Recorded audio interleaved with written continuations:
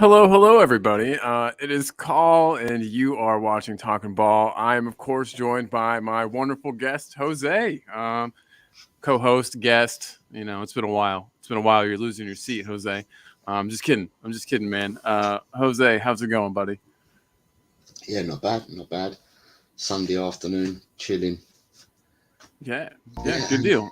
come on to say hello and to It's people because yeah, I've not seen people in what seems quite a while. I can't remember the last time I did a show, to be honest.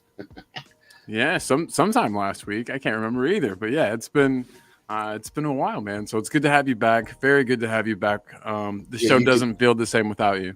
you did the 4 o'clock show, didn't you, on Friday with Ellie? Yep, yep. Um, Thursday. Did we come on Thursday? I can't It might have remember been, about. yeah. It might have been Thursday that we did it. That I did a Yeah, show. yeah. But yeah, a lot's happened since Thursday. A lot.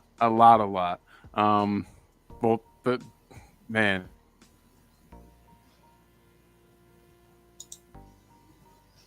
one of our own, Ellie, telling us to have a great show. Big up, Ellie. She's got family over today. So yeah, Ellie, big up. Hope you're having a wonderful day. Enjoy your time with the fam, Els. Um, we've also got Niall Kane in the house. What is up, Niall? Saying, yo, Colin and Jose, yo, yourself right back up. And then, speaking of the homies, we've got Leo saying, what's up, my homies? What is up, Leo? Give him a little fist bump there. Yes, it is always good to have you guys here in the house. Yeah, so Jose, I think since I've talked to you, a couple of things have happened. I mean, since we've talked on here, we talk, but some things have happened. For one, um, I'm sure this guy's doing a similar dance to this right now because because his team have made it through to the next round. Um, so yeah, I mean, Sonny, are you happy for Sonny? Excited for Sonny? Like I said the other day, I think that players go to play for their countries for a reason, and he goes to his country to play for a reason, and there's no reason why we shouldn't support him. He's the Absolutely. last. He's the last man standing out of all the players that have gone because the only player that is now returning is Biss because they went out yesterday after extra Hmm. time. So he's returning to us. Whether he's available for next week or not remains to be seen because if the stories are correct and he's had malaria, I mean, yesterday he was a Yeah. sub, but he didn't come on till I can't remember. I read it somewhere, the 87th or 97th minute. So yeah, it's probably managing him and see what he's like. But he'd probably get a whole week of managing him. Where unlike Sar came home and he was with us on. He came back on Wednesday. And the game was Saturday, and he didn't. He came for subspeed, so you've got a bit more time with Biss. But yeah, the last man standing is Sonny. So from the Afghan and the Asians, our last man standing is him. They're in the semi-finals. Yeah. I presume Yeah. the semi. I presume the semi-finals. Sorry, I presume the semi-finals will be a Tuesday, possibly a Wednesday of this week. I can find Um, out really quickly. Even and if they get to the final, it'll be the following weekend. I would have thought. Asian Cup. Let's find out here. Um, so it looks like the next game, the semifinal, is going to be, like you said, Tuesday, Jordan versus South Korea. And then the final will be on that Saturday. Yeah, you were right. Yeah. So You therefore, had if it.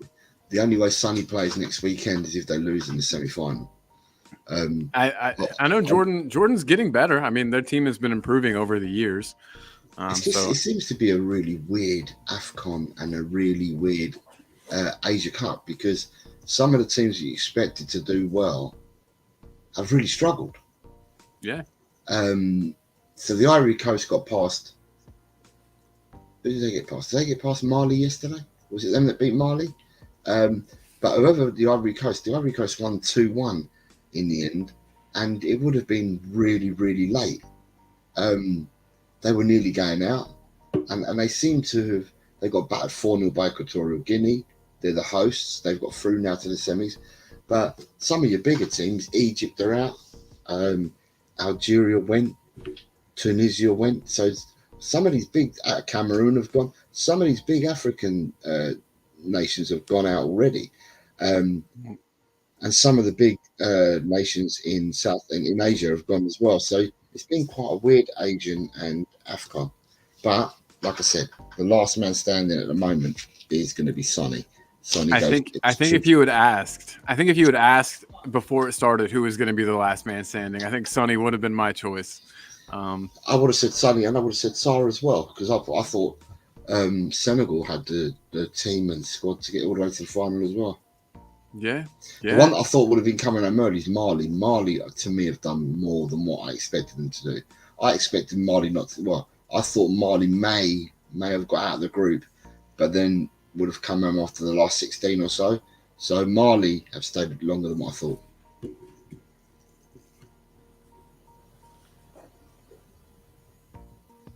Are you still with me? With my internet just did something funny. Sorry about that. But Okay. guys, we've so Mali have overperformed in your opinion, or they overperformed. But yeah, AFCON's a weird one. It's like it seems like there's never the same winner two tournaments in a row. You know what I mean? It's never like consistently like one team is winning that tournament. And it's pretty cool. And that I think that's what makes it so much fun. I think that's what makes it so much fun.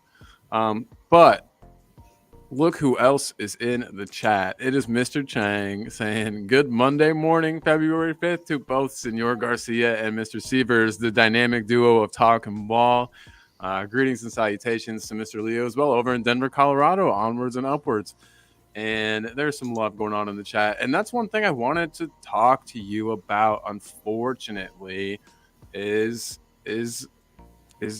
Everton. Unfortunately, that Everton. First of all, you were able to watch that live, right? You watched that match live? I watched it with my son. Nice. Who's a Tottenham supporter. That's awesome. He's I watched it with him. So I brought the grandchildren back from gymnastics, and then got them back home in time to watch the match. So I watched it with my son. Yeah, so we watched it, and what do you want to ask me? Well, God, I don't know. So we started strongly, which isn't something that we always do. We came out right out the gate, and I mean that goal from Richarlison was nice. We tend to it seems like get scored on first. We tend to concede first, and then we're normally clawing our way back. And I think I kind of prefer it that way. No, I don't know. It just seemed like, I don't know. Where do you think things started to go wrong? What are your just general feelings on the match? First of all, I guess starting lineup. We'll start with the starting lineup. Were you happy with that? Were you happy to see Brennan get a start after his semi-successful subs appearance against Brentford? Again, right. You've got to be wary of what you say here, because at the end of the day, we're stumbling. We've been stumbling for a while now, and it has been a while that we've been stumbling. We haven't been playing efficiently. I don't think we've been playing well for a long, long time. But we've been managing to get results. Not playing well, but managing to get results. Something's got to stick. I mean, we want to see ourselves grow, and that's what I'm hoping to see towards the end of the season, that we grow and that we become a team and we play the way that Andrew wants us to play. Because at the moment, we're just fits and starts. At the end of the day, we've got to be careful what we wish for, because we're playing a high-risk game, and with risks, if you take risks and they don't come off, then you're going to get punished for them. However, some risks, are they worth taking or not? We've got to where we are so far this season doing that with these risks. So at the end of the day, I'm grateful with a point from yesterday. So I'm going to leave my camera off. Sorry about that. I didn't mean to cut you off, but yeah, I'm having a problem here. But yeah, we were crap, and we got away with a point yesterday. And the only downside for me is Richarlison scored 2 absolutely stunning goals, and Richarlison's walked away with a draw rather than a victory that these 2 goals would have deserved. They were 2 absolutely fantastic goals taken by Richie. Absolutely, And you know, absolutely. I would have preferred to have walked away with a win rather than what we got. However, if I look at it, Vicario has done really well this season. For the last 3 games, he's been found out. Man City found him out, and Man City put a tactic and a ploy in there, and they got the 88th minute goal through Aki in the FA Cup, putting a ploy of standing on the goalkeeper because he's suspect. Doesn't come off his line, and he's suspect. Then we played Brentford. Brentford did exactly the same thing to him, albeit both goals against Brentford were mistakes from Udogie. Yet Vicario didn't come off his line, and they ganged up on him on free kicks and corners and all sorts. And now we come into the Everton match. Everton did exactly the same to him. And to me, Vicario doesn't come off his line. He's not strong enough. He hasn't come off his line. He doesn't clear things correctly or properly. And something's got to give on that. We either get him to toughen up and to start commanding that 6-yard box a bit more. But for me, Vicario was at fault for both goals. Harrison isn't the biggest, so it's not like we had a 6'4" player standing on him like we did when it was Diaz. When we played Man City, it was Diaz that kept buffeting him. Harrison's tiny in comparison, yet he wasn't strong enough to push Harrison off the ball, and he was found out for that. And their equaliser, okay, it's unlucky it came off Ramiro's head, but the glide path of that ball, the goalkeeper stood on the line. Jared Brathwaite got his head to it. Our goalkeeper was still standing on the line. Our goalkeeper should have moved off the line and should have come out for that ball and should have had that ball. And just as I say this, Arsenal have just gone 1-0 up with Bukayo Saka. Still there, Carl? Can you hear me okay? I can hear you now. But did you hear me? Bukayo Saka. Yeah, just scored. Yeah. So, huge bummer. So that's Vicario. Udogie, for all the things Udogie does well, Udogie's had an absolute nightmare in the last few weeks.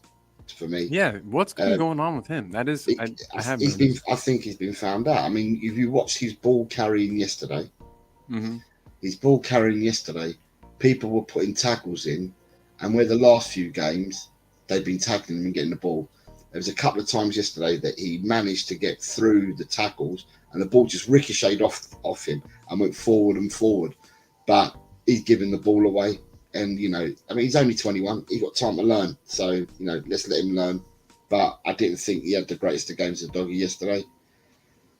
In midfield, I thought we were absolutely non-existent. Pierre-Emile Højbjerg does not fit the system. I would ask someone to tell me how many times he gave the ball away yesterday, underpassing it or just losing possession of the ball. And then as for our forwards, Timo Werner and Brennan Johnson, if you don't feed them the ball, they will not attack defenders. So our midfield are not feeding them the ball. They're not attacking defenders. And, you know, at the end of the day, and the other thing, and then when the subs came on, Kulusevski gave away that free kick needlessly that led to their equaliser. To me, it's looking like round pegs in square holes at the moment, and that's what we've looked like. We won't have any excuses the week after next, because the week after next, Sonny will be back. If he gets all the way through to the final, Sonny will be back the week after next. So next week's game, the only excuse we've got is we haven't got Sonny, because Biss will be back in the squad. So the only player we won't have is Sonny for our game against Brighton next week. And the way Brighton played yesterday, dispatching Crystal Palace in their local derby, why they quite call it a derby, I don't know, because Brighton is down on the south coast and it's like 90 miles away from Crystal Palace. That doesn't sound like a derby to me, but for some reason they called it the A23 derby. But anyway, they dispatched the Crystal Palace. I guess. They dispatched the Crystal Palace, and we've got them next week. And, you know, at the end of the day, we need to gel. We need to click. And what Postecoglou has been telling us all season that he's worried about what we do in the final third and that. Well, don't worry about the final third. Get the ball into the final third. Because our midfield was non-existent against yesterday. Yeah, we've got Madison coming back from injury. Yes, we've got Bentancur coming back from injury. But if you don't think that they're going to be able to pull it off for you, start them as subs. Get people that are fit to play. But the people that we've got fit to play can't pass the ball straight. Exactly. Apart from Sarr, you've got Sarr coming back. Obviously, Sarr is all right. And Bissouma, but like I said, with Bissouma, the cloud that I have for him at the moment is that if he's got malaria, then we're going to have to manage him on his return.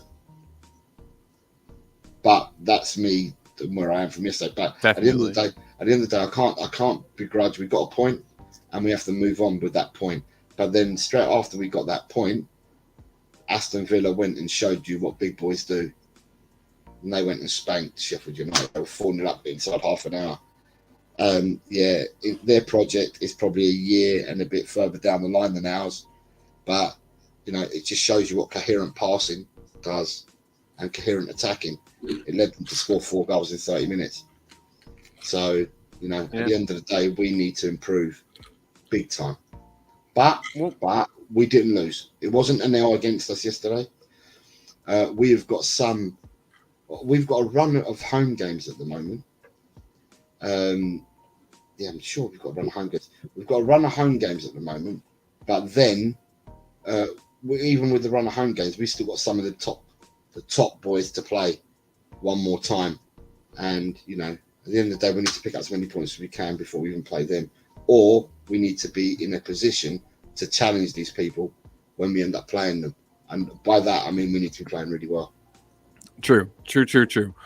Before I get into my next question, thank you for that input and for your insight. I have lots more questions and I want to kind of pick at your brain more. Simply Ace is in the house. I don't know if I've seen Simply Ace before. So big.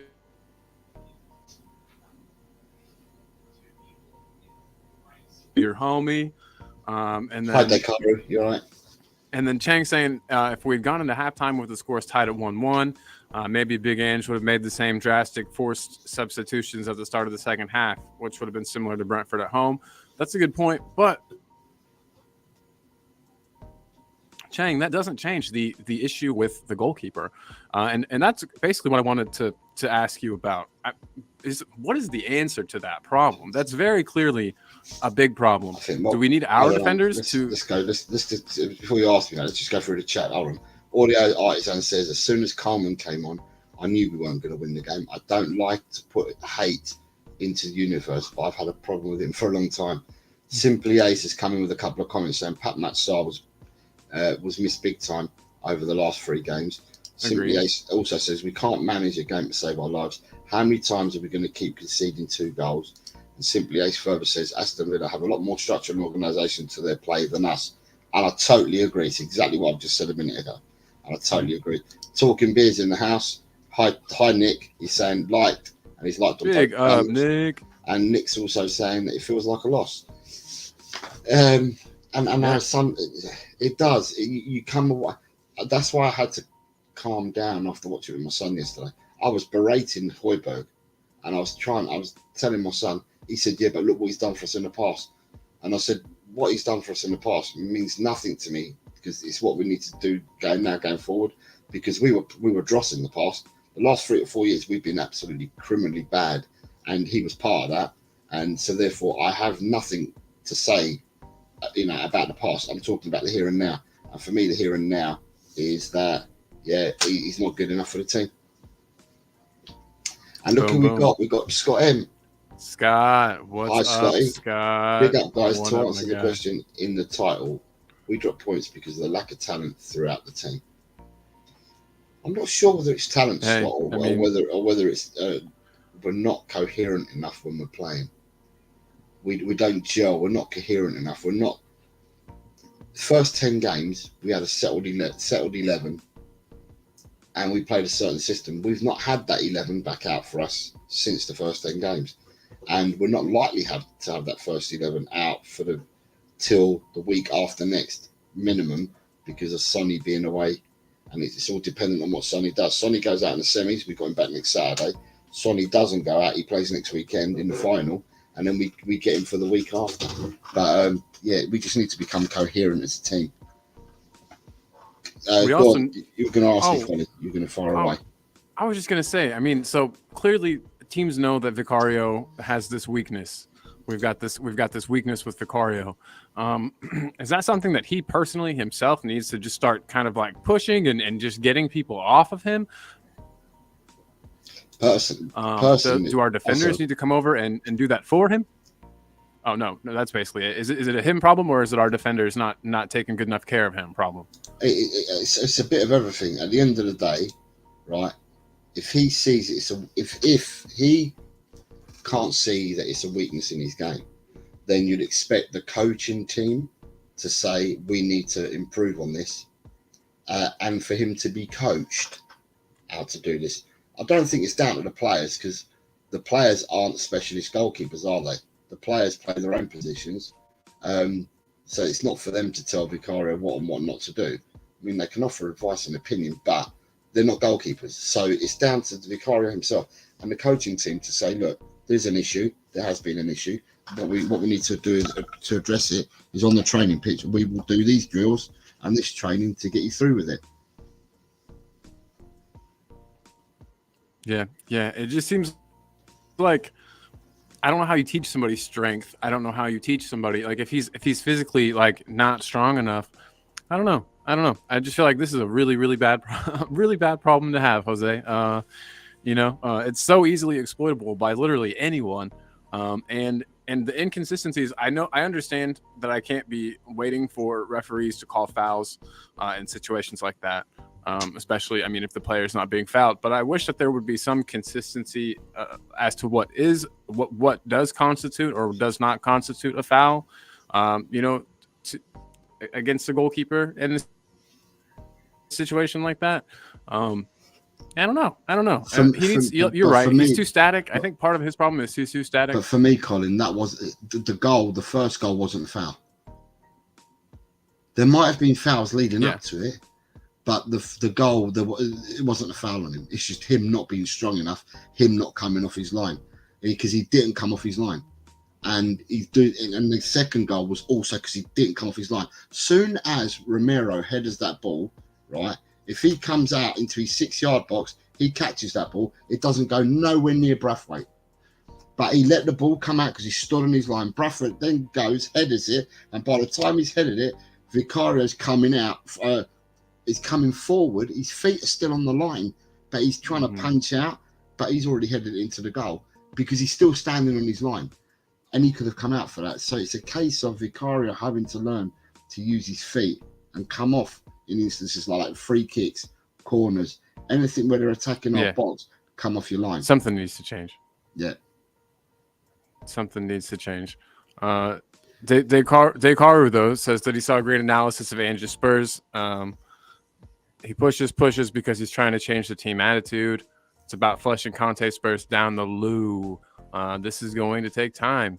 It's just weird how at the beginning of the season it seemed like we had it. It seemed like we were so ready to drop that but I guess when things get hard, you rely on what you know. You rely on what you've been doing. So maybe that's why we've kind of reverted to type. But yeah, it's just weird how much of a drop off there was from the beginning of the season until now. I understand injuries. It's kind of broken up the consistency that we've had, but yeah, it's just been a weird one. Audio Artisan saying not just Vicario, it's the whole defense.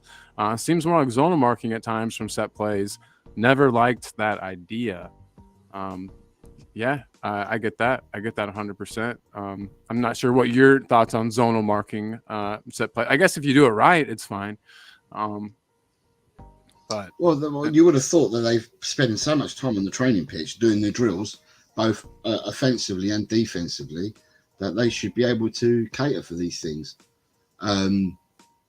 They've got coaches that are defensive coaches. They've got attacking coaches, so they would be doing the drills all week long, and they would also have people that would have dossiers on the opponents and where their strengths and weaknesses are for the opponents and what they like to do and what they don't like to do. So it's not as if any team should be ill prepared. They should all be prepared. Any team. not only Tottenham, but your opponents should be prepared as well, because they'll know what Tottenham do as well. It's, it's part and parcel, and it has been part and parcel of the game for decades and decades, and if not centuries, that people know each other, what they do, because people send scouts and people to watch other people's games well before and well in advance of you playing them. And with technology now, you've got video evidence of each other's games and stuff like that. And so working on tactics and working on things is a thing that you do on a training pitch, a second nature. Yeah, should be. So I guess my real confusion. Sorry, reading Simply Ace, right? Simply Ace. I totally agree. I agree with every comment that you guys have put in it. Right, I don't disagree with any of them. But today, I can only talk about the match, the previous match. I'm not knocking Vicario at all. This season he's been superb, but you've got to call it as it is, game to game. And for the last 3 games, Vicario's been found out. Udogie for the last 3 games, if not slightly more, has been found out. He's been giving goals away, been poor in possession. You've got to call it as it is. Yeah. Højbjerg has been poor the last 3 games. Call it as it is. At the end of the day, we're not getting losses in the league, and that's what I'm saying. Yesterday feels like a loss, but we didn't have an L yesterday. We had a D, but it does feel like a loss. But it was a D. It wasn't a loss. And at the end of the day, we need to.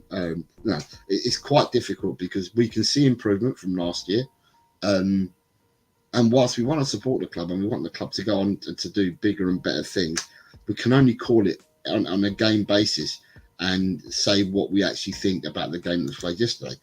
And then furthermore to that, I would say, at the end of the day, we want to see improvement on yesterday. So what happened with Brentford, you wanted to see improvement yesterday. Did we get improvement? And then in some aspects. Yeah, and then yesterday, and Brentford and Man City and all the games that you've played so far, you want to see improvement next week against Brighton. It makes sense, doesn't it? You want to see improvement. You want to work on your deficiencies and make yourself stronger at them. And in the same time, things that your patterns of play, you want to get stronger. Learning about each other, you want to get stronger, but you need to carry this into every game. And it's only on paper you can win and lose matches on paper quite comfortably. On the pitch is a different matter. Very true, and very good points all around. You're right. We do just want to see improvement. We want to see growth and building upon things instead of taking these steps back. We should be taking steps forward together as a team, as a squad, and instead we're taking these steps back. And so back to the Vicario thing on the goal line. I'm just really trying to think of a solution here. I mean, so there's players all around him. He's being crowded out. There's players that are literally standing, so close to him that he can't move. In that instance, is he, as a goalkeeper, I mean, like, if he just shoves somebody over to get him out of his way before play starts, is that what are they doing to him? They're doing exactly the same to him. They're shoving him before the ball's played. Yeah. Okay, so therefore he can do the same in return before the ball's played. As long as you don't give a foul away, because obviously they're not fouling him, right? Yeah. And so, at the end of the day, he should be given a bit of rough and tumble. He should be doing it himself, or if your defenders can see this is happening, it doesn't have to be a defender either. Stick a person in between the player and the goalkeeper, and let that player rough up their player for a bit as well. Yeah. Yeah. So you could call back. It doesn't have to be your centre backs. If you really want to defend and you've got some strong defensive players within your centre back, within your defence and your central midfielders, and let's say Richarlison, who's good in the air, then pull back Timo Werner or pull back Brennan Johnson or someone who you don't believe is defensively strong and put them on the player. It's not a bad idea. Yeah, absolutely. There is ways around it. You watch other teams. Maybe force. Yeah, other teams do it as well. Maybe force a foul. You know what I mean? Yeah, other teams do it as well. We just got to get cuter when we do it. Yeah, absolutely. And then talking beer down here, there's a couple comments in between, but I just want to get this. We also just need to quit conceding so many corners. Now that we know that this is a deficiency of ours, I don't know why we seem so happy to put it out for a corner at times. You know what I mean? It just seems like we're just freaking out and trying so hard to get the ball away. Pre the Man City game, right? So let's say up until the end of December, Tottenham have looked really strong and haven't conceded from a set piece. So all season up until the end of the year, from the beginning of the season to the end of the year. So from August, whatever it was, to December, we hadn't conceded from corners, free kicks, and stuff like that. So we were really good defensively. It's only come to the fore recently that they're now doing this to Vicario. So therefore, because it's been recent, work on it and do what you need to do now. You know, we just need to get wiser. We need to get right. In some situations, we're very streetwise, right? Especially Romero. In some situations, we're very, very streetwise. But in some others, we're really, really, it's as if we're nursery kids. And, you know, we need a better in-game understanding. And that'll come because listen, Ange no saint. Ange will drill it into him, and so will his coaches. But yeah, let's get to the comments to keep up with him. Go on. Yes. Decaru says last 2 games the players have reverted back to old Spurs. You can see Ange getting frustrated. I feel like we had a dream team, but this now is where things start to get real. Dream start, but this now is where things start to get real. 100%, Decaru. 100%. I wish I could be on a fly on the wall in any of those training sessions or even, you know, halftime at these matches just to hear what's being said in the locker room by the coach. I would love to know. And then Simply Ace is agreeing with you, Jose, in regards to Vicario and Udogie, saying, you know, all the players are going to make mistakes and they totally deserve to get called out, as does the manager. Yes. I'm not recalling them out. What I'm doing is I'm trying to say this is the deficiencies we had. And this is what, you know, the deficiencies we had, and we had a draw out of the game, because it's all right to praise the players when we're doing really, really well. But if we're not doing really well, then equally we must say to the players, we believe that you need to improve in this area. Look, I'm not the coach. I don't get paid. I'm not the manager. I don't get paid for thousands and thousands of or whatever contracts these people are on, and it's their job and they do it for a living. But as a fan, I, like the rest of you, we've got our own eyes and we see the game as well. How we see it, may not see it through Ange's eyes, but we see it how we see it. And I think that some of the things there that have been going on in the last few games are glaring. Everybody, unless you've got a white stick, everybody can see it. And if you've got a white stick, you can certainly hear it, because you hear the commentators 100%. And the commentary is saying exactly what we can see. So, but and then so Tilbury says we also need to quit conceding so many corners. The Vicario question, he's young, he needs to learn. They need to train a strength into him. Good afternoon, Swim Master. Good afternoon. Master, how are you? what up? Hope you're well. And then Leo's saying big up to all the homies in the chat. And then Nick's saying law of averages. The more corners we give up, the higher chance we will concede a goal from it. Makes sense, but we've been really good on corners up until January. And in January, something's changed, because I think people have gone back and done their homework and watched the games. Because let's face facts, we've got our team of analysts that have got every video of every game that goes on. So all the games that happened in the Premier League yesterday, all the games that are occurring today, and whatever has been played tomorrow, they will have clips of all these games, the entirety, the whole 90 minutes, or with the extra time, 110 minutes of each game, whatever they've got. And then what they do is they go through it and they dissect it, and they look for deficiencies, they look for the strengths and the weaknesses within all the teams, and they keep a file on it. And next week they'll have another set of 10 games, and they'll have video evidence on that as well, and they'll add to their dossiers on each team as they go along. So when it ends up that you end up facing that team, then they've got a whole catalogue of strengths and deficiencies built up throughout the season, not something that happened just last week. And you know, and that's what happens. But all teams do this. All teams do this. Yeah, 100%. Swim Master says we're top 5. No Son, no Basuma. So let's put things into perspective for sure. Yes, we can work on our goalkeeper being pressured. You know, we can see our goalkeeper being pressured, having to go at it. If we see it, I'm sure Ange has, and we'll work on it. 100%. I don't disagree. We've not said nothing contrary to this, Swim Master. We've exactly said all this. We've said all this. But for me, it's the last 3 games, Swim Master. It was evident against Man City. Man City put Diaz on him, and Diaz roughed him up, and nothing came of it. No goals were scored, but he was roughed up. And then the slightest one, and the one where it wasn't a foul, they ended up scoring from. And they did exactly the same with Jack Harrison. Jack harrison roughed him up. And Jack Harrison's not as big as Diaz. Roughed him up. And then the goal they scored from wasn't a foul. And this is just the things that we need to learn. But yeah, I'm sure we will. But, you know, it's not just the goalkeeper that we're talking about. I'm talking about the doggy yesterday as well. He set up one of the goals or got an assist for the goal. It was a great assist for the first goal. But it was the work that he did before that and after that. He's been, I don't know whether it's 100% concentrating.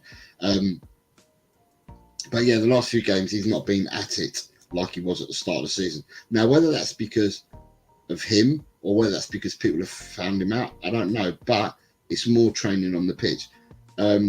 Players like Højbjerg yesterday gave the ball away so many times. He gave the ball away so many times against Brentford, against Man City. Lately, he's just been a liability for me, and he can't keep hold of the ball. And then again, I'll go to the midfielders. Apart from Maddison yesterday, who's still coming back from fitness, the other two that we had in midfield yesterday, they couldn't set up our forwards. You know, they couldn't put the ball into forwards often enough and in the right position. And then at the end of the day, I'd like to see our forwards attack the bloody defenders. So, you know, there's lots to work on, but we didn't lose. Although it feels like a loss, we got a draw, we got a point.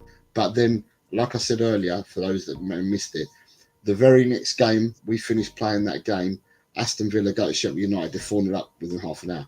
So they didn't go there and mess about. They went there, they've done a number on them, and they've ended up going 2 points clear of us. I know there's still loads of games to go, but you can see other teams putting teams away.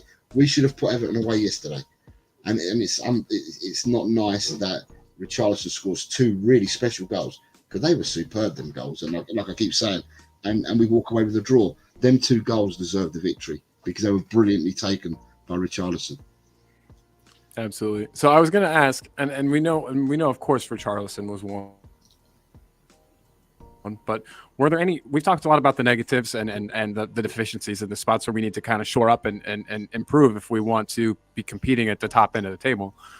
Did you see anything yesterday that was good? That was worth praising. That was a step in the right direction. Mickey van der Ven. My God, the blanket himself. The blanket, yes. the one that I've nicknamed the blanket from day one. I called him the blanket, and he was the blanket yesterday. But it showed the blanket yesterday. It showed how many times he had to cover for the doggy. Yesterday, he had to cover so much ground for a doggy, you know. And he had to go to ground quite often too. But he's clean with his tackles. Are clean. Is, I saw Ellie put comments in one of our threads, in one of our groups, and exactly what she said was then said by the Match of the Day team last night when it was on Match of the Day. He is so clean in the tackle that he might have been going to ground, but he was so clean in the tackle. And I remember saying this, Colin, on previous shows, that he's really good in the tackle. He stands up. He doesn't have to go to ground, but he can stand on that. The only thing that he's not great at, or he doesn't excel at, is heading, and he's 6'4". Yeah, absolutely. But everything else, he was absolutely immense. Another positive I take from yesterday is Richarlison. Richarlison's play is getting better and better and better. His work rate for the team is just unbelievable. And the way he took his 2 goals yesterday, absolutely brilliant. One left foot, one right foot, but absolutely brilliant. Another positive I take from it is Maddison got more minutes into his legs. Now, another positive I take into it is that Bentancur got more minutes into his legs. Another positive I take is we had the return of Sarr, because we've missed Sarr, and we got the return of Sarr. So I'm not saying. Do you know what? I actually thought Romero played well yesterday as well. I thought Porro played well yesterday. So there's plenty of positives. What about Werner? How are you feeling about Werner? I would like. Right, I really don't know. Right, we've got 2 of the quickest players. And Johnson and Werner. Yeah, they're 2 of the quickest players. Now, if you're not going to put the ball in front of them, so they can run onto it and get past their defenders or their fullbacks or whichever way they're running with the ball. Then if you give them the ball to feet, then what I want to see them have a go at the people that are marking them and go past them. And I still don't think we saw enough of that yesterday. I'm not sure whether they haven't gelled. So therefore, I can't tell you whether they're the right two or not. I do think what will be interesting, Colin, is when Sonny returns, is how we line up and how we play when Sonny returns. Yeah. Because Richarlison, Sonny's got the majority of his goals playing as the 9. Yeah. Richarlison's got the majority of his goals playing as the 9 as well. Now, it'll be interesting to see what we go to when Sonny comes back. Will Sonny go to the left and Richie plays down the middle and then somebody takes the right-hand side? I don't know. I mean, I don't know what's going to happen. Or are we just going to put Sonny back down the middle and Richarlison then becomes a sub? I mean, it's difficult. It's down to Ange. Ange's going to have to decide this. But there are a lot of positives that I do take from yesterday.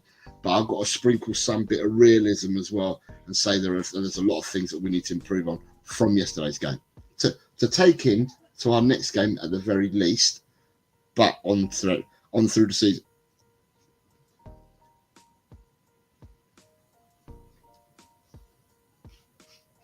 Yeah. Simply Ace saying VDV's miles, well, not miles ahead. It could be good if I could read. VDV for me is ahead of Romero, says Simply Ace. I kind of agree with that.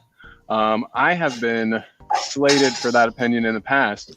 But yeah, I think if I was picking a team and I had to pick a defender out of those two to be in my team, I definitely would want Van de Ven over Romero. Not to say Romero's bad. Their strengths are so different. But let me ask you then. When do you see Romero get done for pace? Almost never. Okay. Romero, because of his positioning. Romero is an excellent defender, right? But the thing is, these two boys complement each other. We are so lucky to have the defenders we've got. The person for me yesterday who looked a bit shithousey and a bit naughty was Dragusin when he came on. Yeah, instantly put in those two possible fouls, like almost the second he got on the pitch. Yeah, absolutely. And I like how much that riled everybody up too. Those are clean challenges, shoulder to shoulder. I don't feel like you see enough of that in the game these days either. But yeah, the fact that he wasn't afraid to do that right as he came on the pitch was good. I like that. I was saying earlier in our streams earlier in the week, Jose, that I don't know where he's going to get the majority of his game, like how he's going to get the majority of his game time, because being out of the cups, we're kind of at like the do or die stage of the season. I don't know if he gets a whole lot of game time before the season's over, unless it's to close out matches like that.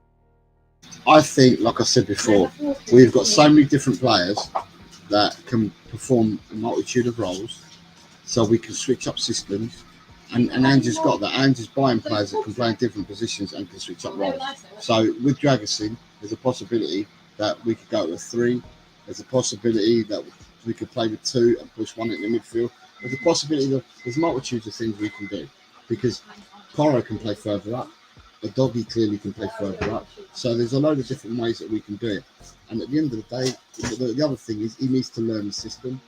Definitely. Yeah. Although he's a professional footballer, we play different to what Genoa did, and that'll be learned. And he'll learn the patterns of play, because there's going to be patterns of play. There's going to be positions where they expect him to give and receive the ball at in transition, and depending where we are on the left hand side, then depending where we are on the right hand side. So there's a lot that he's got to learn.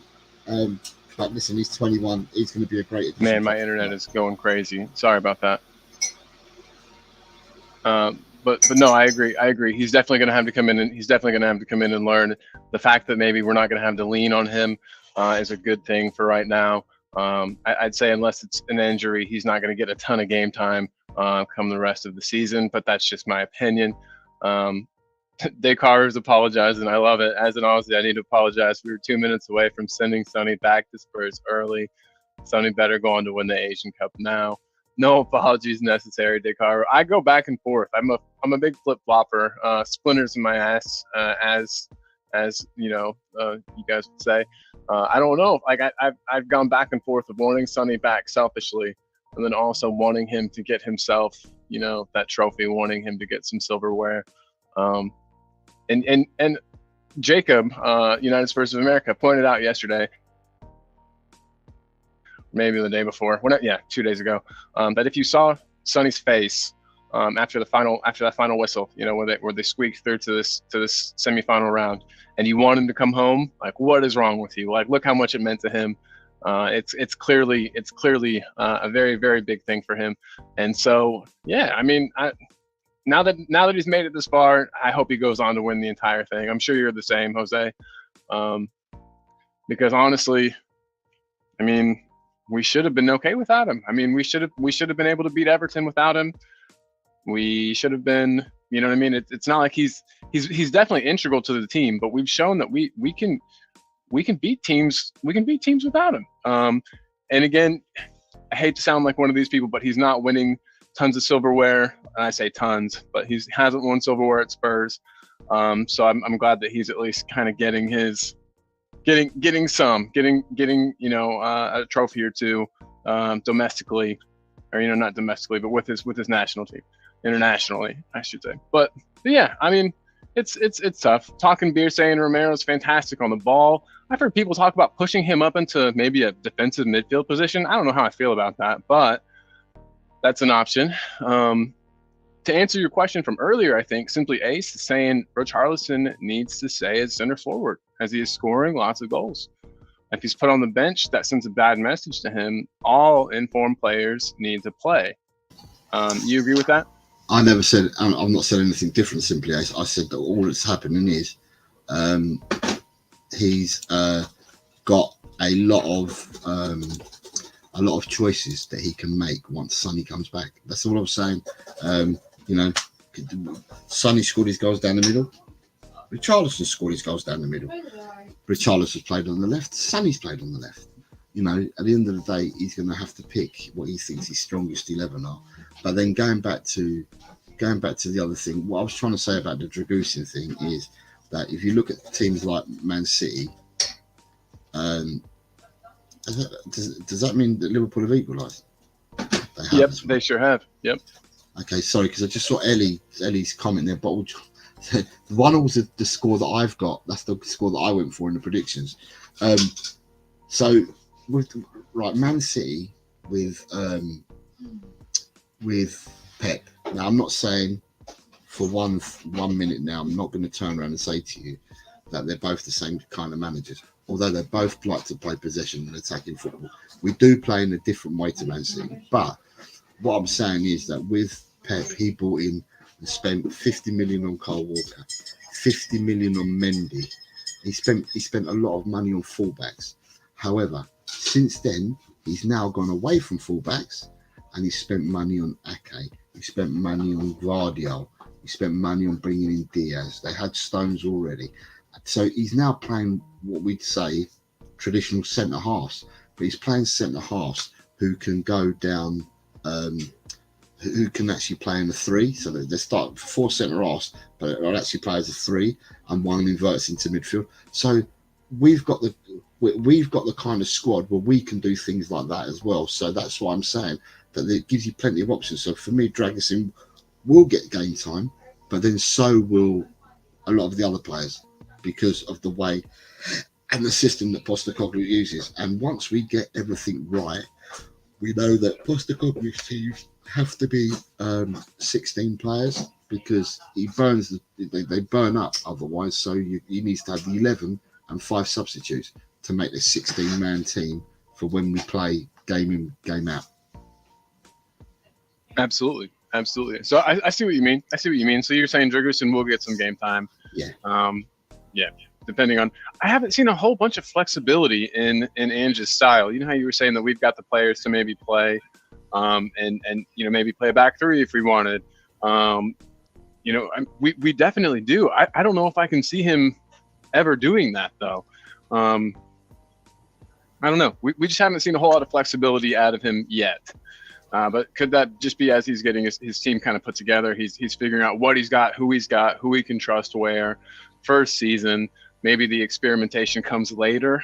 But yeah, and man, sorry about my internet again. If that keeps happening, we can just end it. But sorry about that. I keep cutting out. Yeah, do you think the experimentation comes later? Are we just too early in his tenure to see him experiment much, or I don't know. I don't know if I ever see him going 3 at the back. Yeah, but, right. Okay, so how many players do we play at the back when we're in transition? We're attacking.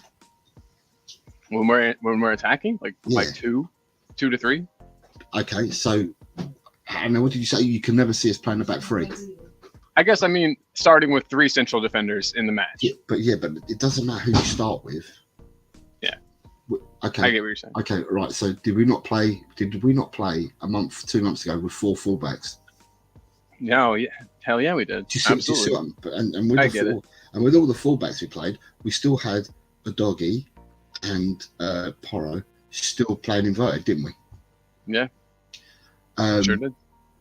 We've also seen Emerson Royale play inverted as well. He's gone in inverted. So at the end of the day, what I'm trying to say is he's got all these players, right? He's building a squad, and these players play multifunctional positions. So therefore, there is no reason why one day he may pick, I don't know, for argument's sake, a Doggy, Van der Ven, Romero, Dragusin, and Porro may be selected, but Porro may be selected to play in further up the pitch, whether it in the midfield 3 or the front 3, right? Mm-hmm. What will happen with a Doggy? Are you going to tell me that if he picks a team like that, a Doggy won't invert? Because a Doggy will invert. That thing again. So a Doggy will then invert. How many defenders does that leave you with? 3, I guess, is what you're saying. Is where you're going with that. So therefore, it's going to leave you with 3. So what I'm saying, I keep saying is, he's got players, and the players can play multifunctional positions, and it's not the traditional left back, right back, centre back. The positions play because they go and invert, so they're not traditionally right. They're not playing a traditional right and left back position. And the things that some of the defenders do when they're carrying the ball, they're going into midfield as well. So at the end of the day, we've just got a load of players, and the players that he's assembling, or the squad that he's assembling, means that he can change things and play different styles and different ways any given time throughout the 90, 100 minutes of a match. Good point. Very good point. We got a couple more people just talking about Saliba's mistake. I love it. But no, I understand what you're saying. And especially to close out matches. I mean, it's nice to have another. I didn't think that he was the type of manager that tried to close out matches, but we've been doing it lately, making those defensive substitutions. And I guess having Dragusin there helps as well. An interesting comment from Dekaru. Yeah. I remember watching the 2015 Asian Cup final when Sonny scored to push the final into extra time, and then Angels Australia won the game. I think it would be right now for Sonny to get his cup win. There we go. Right. Yeah. And Michael Zachariah, I've not seen you in a while, Michael. Hope you're all well, mate. What's up, man? It's been a while since we saw you. He says, as a United fan, I'd take Van der Ven over Saliba all day long. Absolutely. Van der Ven, it's incredible to me how polished he is for how young he is. You're right. That is one very bright thing to take from the match. Is he looks like he's 26, 27, just in the way that he plays and how assured he is. His timing. We were talking about how perfectly timed his tackles were, how clean everything was. That's stuff that usually comes with maturity, comes with age, comes with playing time. But yet he's already, at a level that I think a lot of players aspire to be, and he's 21. So yeah, we're only going to see better from him. I think he might be one that we have trouble holding on to. And you've got Ellie's gone to cook dinner for. So she says ciao for now. Right. So we'll see you later, Ellie. See you soon. What I was going to say to you, Colin, is I was having a conversation late last night with a couple of other content creators, and and I said that it won't be long before Van der Ven takes Van Dijk's place. And they were saying, no, why can't they play together? And I said, because they play in the same position for Holland, and one is 21 and one is 32. One's not going to last many more years in the international scene, and one's just beginning his career. So he will end up taking the Van Dijk's mantle. And the thing is that if you look at it, I can't remember, but Van der Ven, I've got a feeling that Van der Ven made his appearance as a full international whilst he'd been at Tottenham earlier on the season. You know, when we went into 10 games unbeaten before he got injured. Mm-hmm. I think he played for Holland and started for Holland and got his first cap. A little bit like a doggy. A doggy got his first full international cap playing for Italy whilst he was at Tottenham at the start of this season. So there's a lot of players that we've improved, and there's a lot of players that have gone on to become internationals, if you like, since Ange's got here and throughout this season. It's kind of reminded me of a throwback to the Pochettino days, whenever all the young English players were getting their England call-ups, under him. It's nice to have that. It's definitely nice to be back kind of in that. It's nice to be back there. It's nice to be back there. Dekaru said Vic is young, Van der Ven is young. The new Swedish kid looks good. I'm liking where we are going. Yeah, Vicario I think he's 27. I mean, I know that for a goalkeeper, that's young. But he's not as young as the rest of them, Dekaru. But I get what you're saying 100%. I just wanted to be contrarian. Big up, Dekaru. Big up. But yeah, you're right. The new Swedish kid, I'll tell you a secret. I watched maybe 1-2 minute video on that guy. Have you done the same, Jose? Have you seen the same video I'm talking about? No, I haven't seen nothing at all. I ain't gonna bother watching him. I'll wait for the summer when he comes. I like that. I like it. I'll listen to all the hype and I'll watch him in the summer when he comes. Listen to the hype, get excited. Speaking of hype and excited, guys, this show has been kind of disjointed, mainly due to my internet being terrible today, which I got to get sorted out today. But Jose's been doing his damnedest to keep it all held together, and I appreciate you, buddy. But I just wanted to tell everybody out there in internet land that we've got memberships, and this Tuesday is our very first membership show, our members only show, and that is going to be a lot of fun, everybody. And I just wanted to get that out there. We're going to be putting more links up. We're going to be putting some stuff in the community section about it, just reminding people that they can still grab their memberships. But yeah, I didn't know if you wanted to kind of try to help me hype people up about that. It's going to be a good time. Tuesday, 4 p.m. GMT. Yeah, and we're not sure if it's going to be kind of a rotating in and out kind of thing. Just kind of depends on who all shows up and how packed the house is. But I think it should be a really good time. Anyone that takes a membership out can then come on the show and have their say. It's a members calling show that we're doing on Tuesday. And it will be the first one that we're doing. So anyone that's a member will have the link in the community section. Only members will be able to see the link in the community section. And then they'll be able to come on to have their say live on the internet. So yeah, we look forward to that on Tuesday. Definitely. But yeah, saying that, and we've got some more shows coming up next week. We've got you have to hit the notification bell because Colin's been setting up the thumbnails for the shows for the rest of the week. So we've got a show. I think got a show tomorrow at 4. It's you and Ellie, I think, tomorrow, isn't it? You and Ellie. You got it. Yes, sir. Tuesday you got the members calling. Wednesday we've got the A View from Asia, Chan and Ash. Thursday we've probably got a normal show. Friday it'll be the ladies takeover with Ash and Ellie.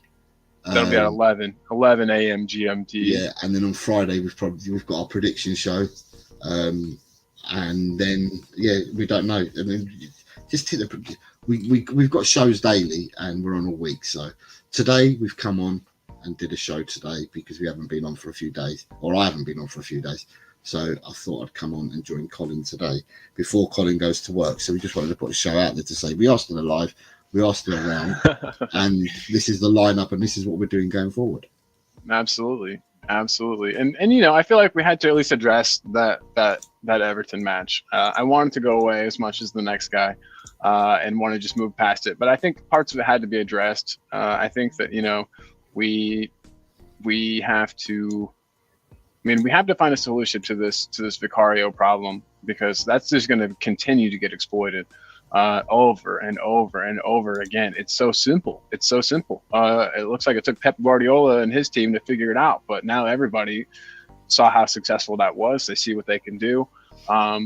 So yeah, hopefully we're working our best to counter that, to come up with a strategy to nullify other teams' strategy against us, because it's definitely been effective for them, been kind of detrimental to Spurs, to say the least.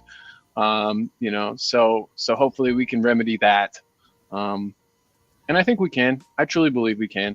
Yeah, so my feeling is that today's a rest day for the boys, because they played yesterday. Bissouma will be flying back today from the AFCON. So Bissouma will be at Tottenham Hotspur away tomorrow. And for me, I believe the squad will be training from tomorrow right through till Friday, because game day is Saturday. So I think they'll be training every day, Monday through to Friday, to fine-tune ourselves, get ourselves ready for the Brighton game on Saturday. That's where I think we're going to be. And the only player that I'm aware of at the moment that will not be playing, as I speak now, is Sonny. But that's all dependent very much on what happens against Jordan on Tuesday. If I don't know, is this a third and fourth place playoff? Because if there's a third and fourth place playoff, it doesn't matter whether they go out or not, because it just means you've got to stay till the final weekend. So basically, all I'm saying is the only player that we won't have next weekend is Sonny. Everyone else at the moment, at the time of recording this is live now, everyone will be available that's fit for selection for the game next Saturday. Real quick, talking about Sony. Before I forget this, did you get to catch? You got Swim Master saying good show, nice to listen to, and look who's in the house. Hey, Johnny Fitz. Yo, what is up, Mr. Fitzpatrick? Hope you are behaving yourself over there in Ireland. Not getting in any trouble. That wouldn't be anything like you, though. Trouble, John Fitzpatrick? No, never. But no, big up, buddy. Very glad to have you here. And man, you know how it goes. Hit the bell, man. I'm sure you already have, but there's tons of shows all week. It's gonna be a great week, dude. So big up. But Sonny's free kick goal, real quick before we sign off. What a peach! What a free kick in crucial time. I haven't seen it. Oh, you haven't? Oh man, I'll send you a link to. Colin, what do I always say? That you only watch Spurs? That's it. I don't care what anyone else does, apart from Tottenham. The reason I care, I guess, is because regardless that my players are playing in. Listen, if he wins the Asian Cup, I'll applaud him. I'll say well done. I just want to put him on free kicks. I just want him taking more free kicks for Spurs. Sonny's a Tottenham player, so when he's playing for Tottenham, that's all I'm interested in. I don't care what lineups are playing against us. I don't care what other teams have done, how they're going to what formations they've got. I don't care about anyone at all, anyone other than Tottenham. So you can send me as much as you like, and I may look at the link, I may not. It all depends. It's a good goal. And it just makes me say, I wonder why we don't have him taking more free kicks for us. But yeah, I mean, and maybe that'll change in the future. But guys, thank you again for joining this very disjointed show. Again, that's all because of my internet, which I have to go sort out before work, or I can't work today. But gang, everybody, thank you so much for tuning in. Like Jose said, we're still alive. We're still here. He's still alive. You've seen my face. But Jose is still here. And Jose, it's nice to have you back, man. It's nice to have you back. Descartes, real quick, says Sonny's free kick, worst kick ever. Gutted. Oh man, sorry about that, Descartes. But guys, everybody, thank you so much for tuning in. It's been a fun one. And like I try to say all the time, every day, I hope you have a good rest of your day. I hope things go your way. I hope you find $1 on the ground. I hope you smile and have a good day today. And then back to work tomorrow, everybody. and then back to more talking ball content. So make sure you've liked, subscribed. Make sure you've gone over to Jose's channel, Eltel Cockerell, and make sure that you've liked and subscribed over there, because it's just a good thing to do. It's just a nice person thing to do. So let me make sure Eltel. Boom. And there's the link to that, guys. So please make sure you go on over to Eltel Cockerell. That's Jose's personal channel. And please subscribe over there. Slap a like on some videos. It'd be much appreciated. We're trying to get those numbers up over there as well. And yeah, guys, thanks again for joining. We'll see if my camera can handle a couple seconds of being on. Yeah. So any last words, Jose, before we close out? Have I missed anything important? No, I don't think you have. I'm just looking forward to the boys getting on the training pitch and getting ready for the game against Brighton. It's a very important game for me, Brighton, because it's the closest Premiership club to where I live. It's about 40 miles away from where I live, but it's the closest Premiership club to where I live, and I play football with a lot of Brighton supporters.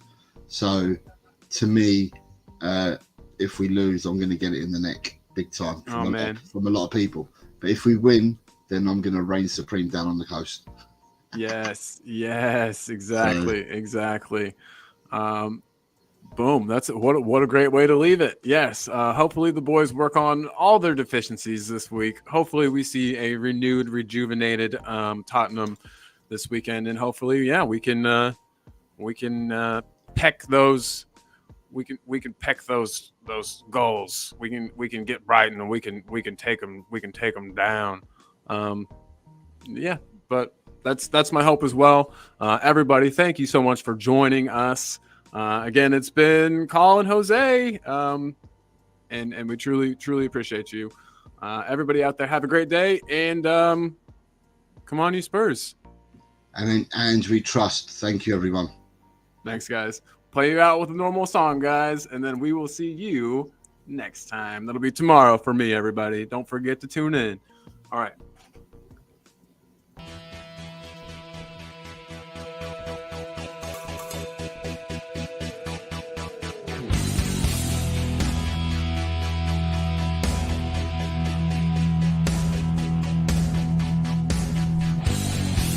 My team has got James Madison,